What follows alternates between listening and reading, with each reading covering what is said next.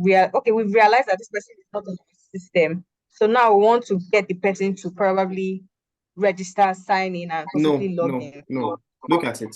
I We guess are we are just we are making it logging rough. in. The user has already, in this case, we assume the user has created an account, has signed up already, right? So the user wants to log in. Do you understand? He or she wants Yeah. to log in. So take for instance, what social media app do you use a lot apart from WhatsApp? Instagram. Instagram, good. Now, when you want to sign into your Instagram account, how do you do so? You input your username and your password. Good. So when you're doing that, this request, you are making a request to the server, right? Now, Yes. the request can either be a post request or a GET request. Usually it's going to be a post request, right? So we first confirm that the request you're making is a post request. You understand? That's line 96. Yeah. Now, if it's a post request, that is when all this would run, right? Yeah. That is the only time all of this will run. Now, so if it's a post request, it comes to line 97. We get your username, we get your password. You understand? Yes. So having gotten those two ingredients, we authenticate them by checking them with what is on the database. Do you understand? Yes. To make sure that your password is correct and your username is correct. Now, if it's not correct, then you would, if you put in a wrong password, what do you think you would have? Have you ever tried, probably maybe you mistakenly put in a wrong password? Have you experienced that before? What was it? Yeah, what did you have? Username not found. Username not found. Do you understand? Yeah. So what we're doing is this. Now, when we authenticate the details, that means you compare the username with the username on the database, the password with the password on the database, because at the point of registration, you are putting your username, you are putting your password, right? Now, there is a one-to-one relationship with your username and your password. Is that correct? Yes. Good. Because if your username is being fetched, it has a direct relationship with your password, right? Yeah. Good. That means if you put in a wrong password and we authenticate the database, we check for your username, we would have to check for the corresponding password. So if what you type in is a wrong password, then authentication is failed. Is that correct? Yes. Good. So when we do the authentication, we save that in the user variable. That's on line 100. Can you see that? Yes, I can. Now, on line 102, we are now having another if statement. And we are saying if user is not known. So if it is not known, that means it is valid. That means it is not known. It is valid, because none will give you an empty value or a null value. Does that make sense? Yes, it does. So what we are saying here is if the user, after you've put in your username and your password and the authentication has been stored on user, then we're not saying if this user, that means if it is successful, it would carry your information and store it on the user, right? However, if it is not successful, then it will probably return an error message. So we're saying if user is not known, then log in the user and go to the dashboard. Of course. So when you sign into your, what's it called again? Your Instagram app, right? You put in your details. Once the authentication is successful, it takes you straight to the, is it the live feed now, be your dashboard? I don't know how that thing works. I think it takes you ahead to your profile page. Thank you again. So in this case, we are taking the user to the dashboard. So you can see an else statement here. Else, then return this response. This user is not found. That means in this case, the user is null. Because the only reason it will take just the dashboard is if the user is not known after the authentication. But if it is known, that means probably the password is not correct, or the username is wrong, or something is wrong. Do you understand that? Yes, I do. In this case, we are having to use a nested if statement. And trust me, I can have more if statements. Suppose I want to validate for other things. Do you understand? In an instance whereby I want to validate for, let's say, an email. as much as possible. There's no limit Yes, to what. there is no limit. There is no limit. Okay. And that's why I said there is no one size fits all. Do you understand? Okay. Yes. So look at this. Look at this. Can you see this? I'm showing you this so you Yes, I can can. see these are just Mado. these are just no, don't even look at that. These are just real instances whereby you can apply this nested if. So we are learning basics here, right? But the basics can be applied in fact, not they can be applied, they are applied in real world Like situations. it cuts across like all You boards. understand? You understand? So in this case, can you see one if statement here? Yes, I can. Okay. So we are checking for the request method. That's we post. We get in different information, right? Now we are getting referral code. Have you signed up on any app that uses a referral code? Yes, I have. I have. Good. Yes, I have. All right. So what are we doing here? We are checking for the referral code if the user has a referral code. Because if the user has a referral code, that referral code belongs to another user. Is that true? Yes. So 100. we want to make sure that if the user is signing up with the referral code, we want to know the user Who is coming from. Exactly, so that we can attribute that referral code to the user. So just in case there is a bonus that needs to be given to that user for bringing someone via the referral code, we can do that. And we won't do that to a wrong user. Do you understand? Yes, so I do. you can see this is one if statement, another if statement, another if statement. Then I think that's about that. You understand? But of course, we can have as many as possible. Do you understand? Okay. Thank you. All right. All right. So this is just a simple nested if statement. Of course, you have to understand the basics. When your basic is solid enough, once your foundation is solid, all these ones are easy peasy.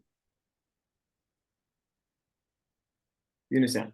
So irrespective of if you're doing data analysis or software, I mean, you would still come across all these basics, right? And it is your understanding of it that would really help you read code fast and the likes, right? Of course, there might be something you will need to learn as well, but the learning curve won't be difficult.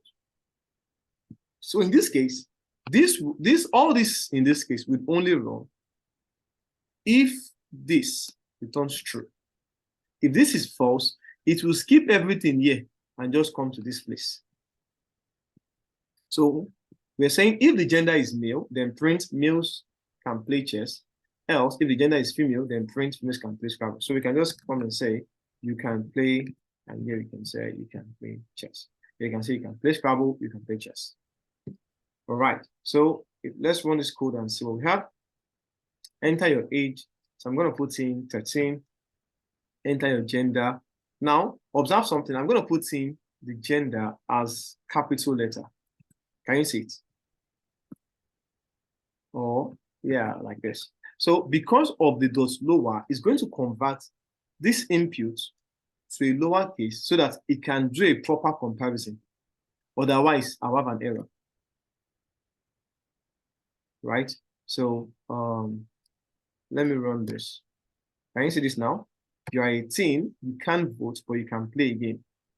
You can play chess because the person is a male. So in this case, if it were a female, it would have given me a different response. You can play a game. It won't give me you can play chess, it will give me you can play Scrabble. So if you need to perform various validations or various authorizations or authentications, then you want to use a nested if statement. Okay. All right. Duly noted, sir. Any other question? Noted.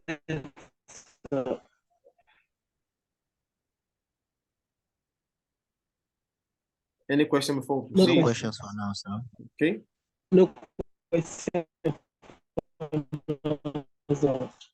All right.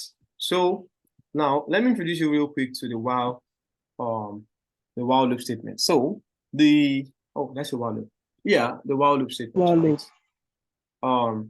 Have we treated the for loop statement? For loop. Let me No. just on that. Let me see. That I mean I can't Okay. remember. Okay. Wow. I guess that data structure really took some time. No, that's fine. That's fine. So let's look at the for loop statement and while loop statement, right? Look for and while. All right. So when you're using the for loop statement, the for loop statement helps you to walk over, or it helps you to iterate over an iterable, right? Until you exist that iterable or until a certain condition is met. Can you guys hear me? It appears I have a poor network. Yes, I Please, can. Yes, what I you can just hear you, said. sir. All right. So the for loop statement again is used, to iterate or to loop through an iterable until the iterable is exhausted or until a certain condition is met. Now, when I say iterable, I'm talking about an object that can be sequential. It's usually sequential, right? So, example, we have a list, we have a string, we have a tuple, we have a dictionary. Those are iterables, right? So let's take a quick example real quick. Let's have norms, right? Norms. I can put a list of numbers. I can say 1, 2, 5, 6, 8, and 2, and 5, 19, and 54. All right. So I'm going to loop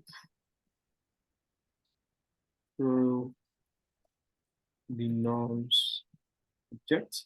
So it's a list object. Please take note, obj here represents object. So it's a list object. So I'm going to say, I can say for norm in norms, right? For norm in norms, I can say print norm. So in this case, it's going to loop through the norms iterable, that's the norms list object. I'm going to loop through them sequentially in sequential order, right? Until it exhausts norms. When I say exhaust, that means until it gets to the end of it. Until you get to the end of it. So let me ask a quick question here. Who can tell me the size of norms? The size of norms. Size of Norms. I That's can the hear you, norms. sir. The size of the norms object. No. Sorry, sir. The size as in length or what? Now, when you hear size, it refers to the length, basically, right? So, what did you say? 9. Thank you. 9. It's 9. It's 9. So, That's nice, sir. what is 8? 8 is 4. 8 is How 8 is what? 8 is 4. Yeah, it's correct. I think 8 is 4. All right, that's good. I just want to make sure you guys still remember what we did under this. We remember, boss. That was just a quick test. Okay, that's good. So you can see here, we've looked through it and it gives us this. So I can say for norm in norms, print norms, right? So I can say print norm, right? And I can say if norm equal to, let's say, 8, right? If norm equals to 8, then I can say break. So in this case, I'm breaking out of the loop, right? So breaking here is just like terminating. So let me run this again. Oh, sorry, there should be a colon here. And Yeah, I wanted to say that it earlier. should work. So you can see here. So we're saying for norm in norms, print norm, if norm equals 8, break. So like I said, the first time we ran it, it ran through the entirety of norms list, right? So it exhausted the list. But in this case, it's not exhausting it because a condition is met. And that was why I said earlier on, the for loop statement is used to loop over an iterator, sorry, not an iterator, an iterable. An iterable in this case can be a list. Yes, an iterable can be a list, can be a tuple, can be a dictionary, can be a strings, right?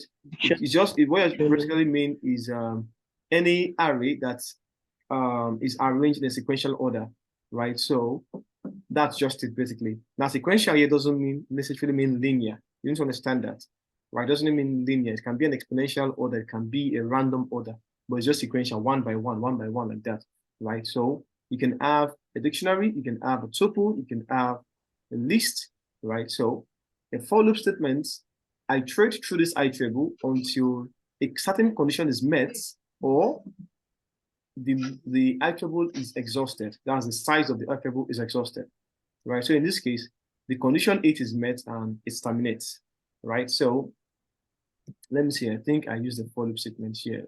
Did I? I'm not even sure I used it here. Anyways, I was going to show you, but since I'm not sure I used it here. But you probably use this a lot, a whole lot, right? A whole lot. So for norm in norms, print norm, if norm is equal to 8, then break, right? So suppose we are looking for something, we want to look through something. We can say, sorry, I use this. Just give me a minute. I just want to show you guys, how we can because these things are used in real life, right? So okay, let me look at this. Can you guys see this code? Yes, sir. Okay, so you can see line Yes, 297. Calculate the rank for each player. Rank equals 1, right? Then I can say this is a loop, right? You can see the for loop. Can you see this? This is a for loop, right? So you can say for player in player with scores. Player with scores is a variable object that has been defined here on line 291, right? So for player in player with scores, player.rank equals rank. Can you see this? For player in player with scores has been defined here already, right? So player.rank equals rank. And what is rank? 1. Equals rank. So what is happening is this. For player in player with scores, is going to loop through player with scores, right? And is going to assign the rank attribute of each player, is going to assign that to rank.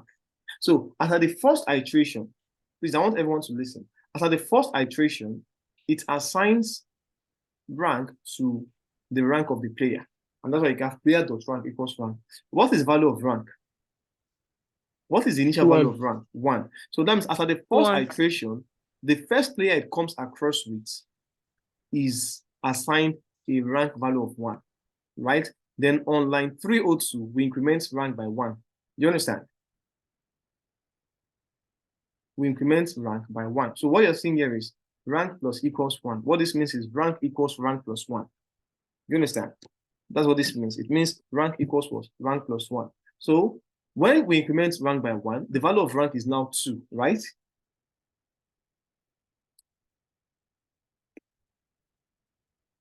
Are we together, please? Yes. Okay. So by the time it iterates again after the second iteration, the next player rank is what? 2. 2. And it keeps on going like that. In this case, let me ask you, is there any condition that is being placed here? No. So it will keep on iterating until what? Until forever. We finish the list. Until we finish the list. Thank you. But in this case, not necessarily list, right? But until we finish, we exhaust the iterable. So I think iterable will be a better word for you, right? Because you don't know if this is a list. Do you understand?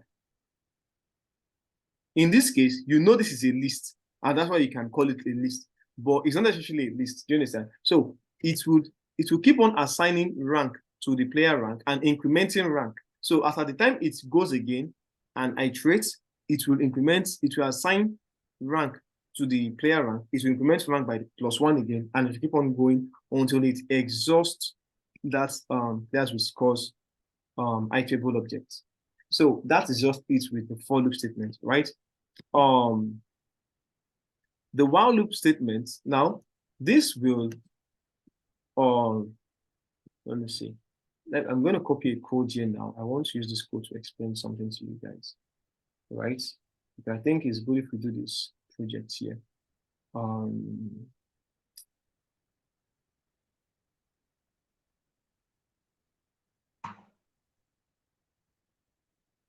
want to explain something to you guys, so just give me a minute space. I'll just copy this code. No shine.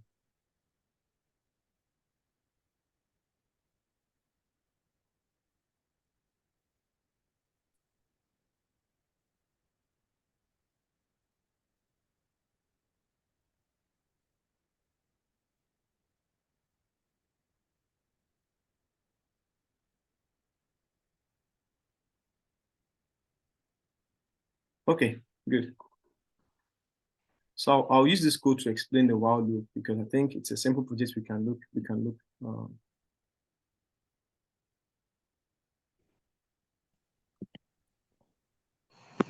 yeah. Okay, so for the while loop statement, right? This is how it works. It works such that, you know, a condition, the while loop statement will always run if the condition is true. If the condition is false, it won't run, right? So just like the if statement, the while loop is a conditional loop, it's a conditional statement, right? So if the condition is true, then it will run. And it will always run, take note, it will always run until it meets a condition that stops it, right? Or it meets a condition that terminates it. But if the condition is false, then it won't run. You understand? Let me take that again. The while loop statement, you know, we've looked at the for loop statement. Is anyone who has any question on the for loop statement before we continue?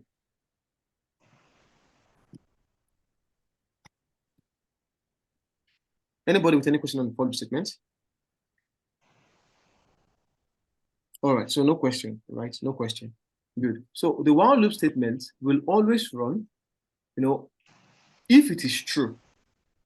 Because just like the if statement, it will return one of two outputs, true or false. Now, in this case, I'm explicitly saying true. That's while this condition is true. But it doesn't have to be like this always, right? Let me give you an instance. I can say while x is greater than y. And yeah, I'm quite fast today, don't worry. don't mind me, right? I said for obvious reasons. And this is a very serious topic that you are fast with. Just let me know if you're not catching up, but I try to what's it called? Well, Ovidia, you didn't even say fast, you said very fast. Are you for real?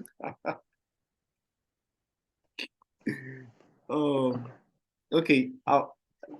You look at you much. Hey, so sorry. All right. Let me, what's it called? Where you lost? Or where you lost? Just calm down. Where you lost?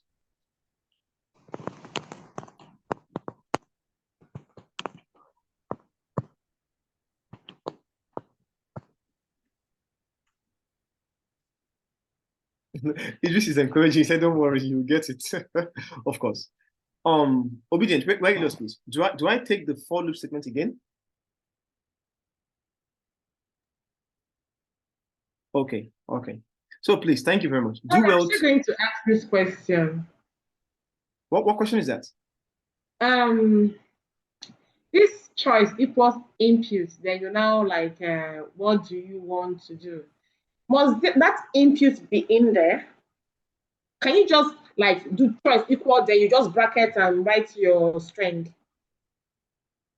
Okay. Yes, do you mean this code? This one? Yes. You know, the other time there was an int, then input, then the code you want. So I'm wondering, can you just do choice equal, then you just write what you want, the string that you want to write? Must you put that input before you start writing your code? Okay, so let me do you see this? He's talking about the input. Yes, I know. Do you see the get user choice? So what we are doing here is we are trying to get an input from the user. So whenever you want to get an input from the user, okay, because you want to get an input is why you're putting that. Exactly. Oh, that's what I'm posting that. Exactly. Makes sense. It makes sense now. At least you clarify I'm saying it. Yeah, good. You can see the reason of why it's good to use comments, right? Let me see. Did I comment my work here? Okay. I think I did. I commented my work here, right? But not so much comments. But if you look where you'll see some comments, right? Yes. Like this black screen, Joe. This is what developers use. I think this Visual Studio Code, sir. Yes, that's VS Code. That's VS Code. So for those, when we get to the next level, for those who are moving into the software part, please, you won't be using this white stuff. Though this white stuff will be based for those who want to move into data analysis. Data analyst, that's true. But those who want to move into the software, this is what they'll be using. So just bear in mind. Why? What's the difference? The difference is Anaconda. The difference is the difference. What does this do over the other one? What does it allow you to do that the other one doesn't allow you to do? This is used, it is tailored towards software development. This in particular. Yeah, that's true. This is tailored towards data analysis, anything data. This is tailored towards it. So related to data. Okay. Right. I use both. I use other editors too. Right. So I'm just telling you guys. So data analyst or a software. But can we use code for data too? What do you say? Is it possible to use data analyst code for data? I'm a Python guy. Oh, that's cool. So it depends on what comes, right? If it's a data work that comes, I'll be game. So you're just a Python guy. All what you do is Python coding. That's nice. Yes, what do you say? Python. You say you're a Python guy, meaning that you're just for code, any code at all. Whether it's software, whether it's analyst, whatever. Yeah. Though Python can be used for different applications, right? But those two are what I major in. I mean, I don't do cybersecurity. I don't do networking. I've done some games before, but the games is not my thing again. So, but data, software, those are my things. Like, can we do the like? Yes, can you can use VS Code for data analysis too. And data analysis together. What did you say? Oh, that's all right, sir. You can use VS Code for data analysis too. That VS Code is so boring to use now. It's boring, very, very boring. No. That's your perspective. That's your opinion. That's your opinion, and it's fine. That's your opinion, and it's fine. That's your opinion, and it's fine. It's very fine.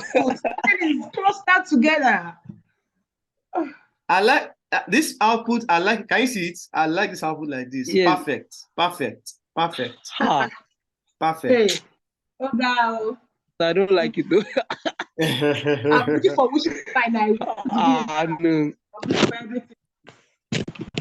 Right. So, like I said, I'm a Python guy, right? So if it comes to data, I'll still work like that. If it comes to the other one, I'll still work like that. Right. Wow.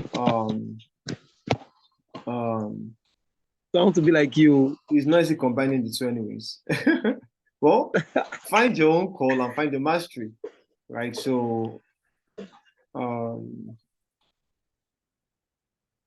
Russia. No. I'm not sure I want to go to Russia. Let me stay in Nigeria. If it's other, no, I'm not sure I want to go to Russia now. All right. So let's proceed. Right, we're explaining because I think we'll still have one more session. Just after this one more session, then we'll wrap up. So anywhere we stop in the next session, right? We'll continue from there next weekend, right? So okay, so I believe this is clear. The for loop statement is clear. Now the while loop statement, which I would explain with this, what's it called? I'll explain this. It's just a simple project, right? So this condition, all this code here will only run if this condition is true. If this condition is false, it won't run, right? So if the condition is true, it will run. Just like the if statement, you're going to have one of two outputs, right? You're going to have either a true or a false, right? If it's a true, then all these things will run. If it's a false, it won't run. Now, if the condition is true, it's important you know this. The code will always run. Take note of the keyword always. It will always run until a condition is met that terminates it. So if it doesn't meet a condition that terminates it, it will always run. And once that is so, you will have what we call an infinite loop or infinite loop. Anyone you want to call it, that's your own cup of tea. Infinite, infinite.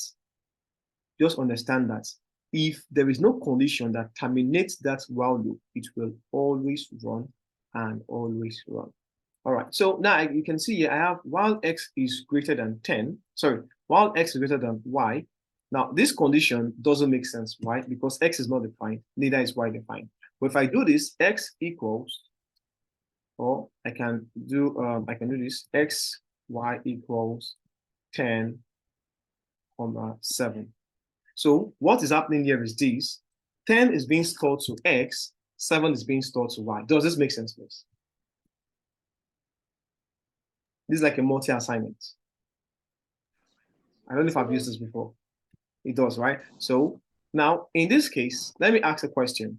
What will be the output of this while loop? True.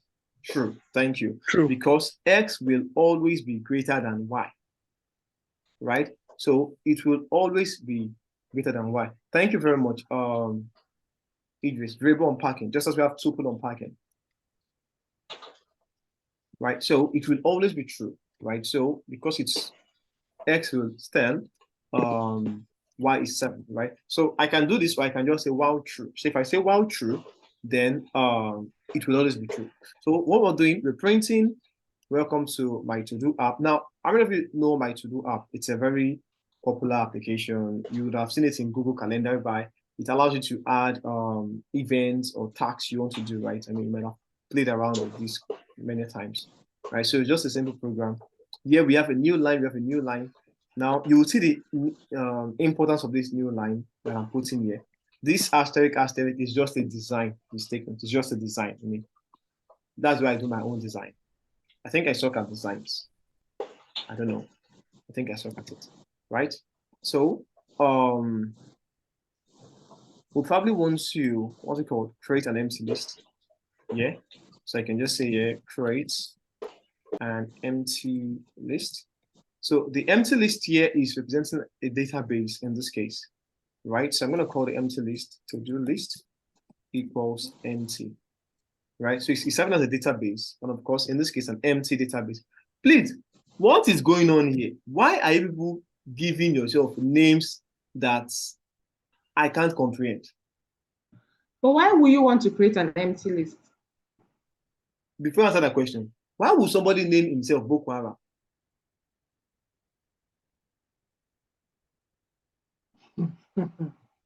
I don't understand that. In fact, I make a mistake accepting the person. Putin is even better than Boko Haram. I made a mistake accepting the person. I don't understand. Are we say Boko Haram mean? Do you find joy in giving yourself this kind of names? Honestly, I don't know. So why are we creating an empty list? We are creating an empty list because we are building a mini application, right? And in the application, we want to store data in a database. So the empty list serves as an empty database.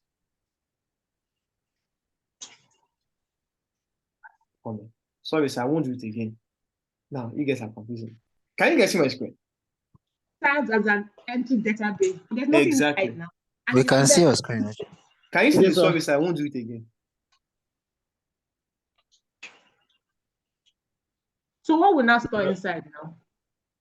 We will store whatever tasks the user wants to do in the database. you know, a to-do list now, a to-do list application whereby you want to do something like a task, you would store that task in the database, right? Yes. Uh-huh. Oh, wow. Okay, When you yeah, I store understand beside, I the won't part. do it again. So it is I don't tire.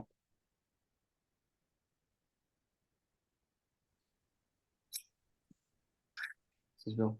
All right. So the empty list is serving as an empty database that we can perform what we call CRUD operation. So this serves as an empty DB where we can perform what we call CRUD operation. So CRUD operation here simply means create, read, update, and delete. Right? Create, read, update, and delete. So these are 4 main operations every DB performs, right? Or every application performs, right? So you're great. Please take it. I'm saying main, I'm not saying only. There are other operations an application will perform, but basically you see these 4 operations in motion. I mean, the person who mentioned Instagram, who logs into Instagram, upon the sign up, the person is creating, right? Because he's creating a new user, right? When the person sign up and trying to bring out his profile, he's reading from the database, right? He or she is reading from the database. Now the person can change his or her username. That's an update operation. You understand? The person is updating his password. You can change your password, then delete. I don't know if you can delete a post on Instagram, but I think Facebook, if you put something, you can delete it, right? So these are 4 major operations every application has, every application. So we're just going to perform that on our to-do list application. So basically what we're trying to do is we're trying to create a task, we're trying to read a task, we're trying to update a task, and we're trying to delete a task, right? So we are going to delete a task once the task has been completed, because you only keep pending task in the DB because it's a to-do application. So once you have done the task, it makes no sense for the task to remain in the DB. Does this make sense, please? No. No. All right. Please, I just you're too fast. I'll take it again. I'll take it again. That's fine. I'm just hearing DB database. That's the only thing I'm just hearing. All right. All right. That's fine. That's fine. So, CRUD or CRUD means is an acronym for create, read, update, and delete. I'll take that again. Create, read, update, and delete. The CRUD operation, yeah, thank you, Abdullah. The CRUD operation are 4 main operations or 4 major operations you would find in every application. Of course, some application will probably remove the delete if they don't want you to perform some of these operations, right? But you'll find this available in every application. The Instagram, the person who creates an account is creating a new account. When the person signs in and the person profile is displayed, he is reading his information from the DB. The person can change his password or change his username. He's performing an update. Then the person can delete a post or delete a video, right? So that's delete. So when we come back in the final session for tonight, right, we would run through this code to explain the while loop, which we've done, and another function called enumerate, another function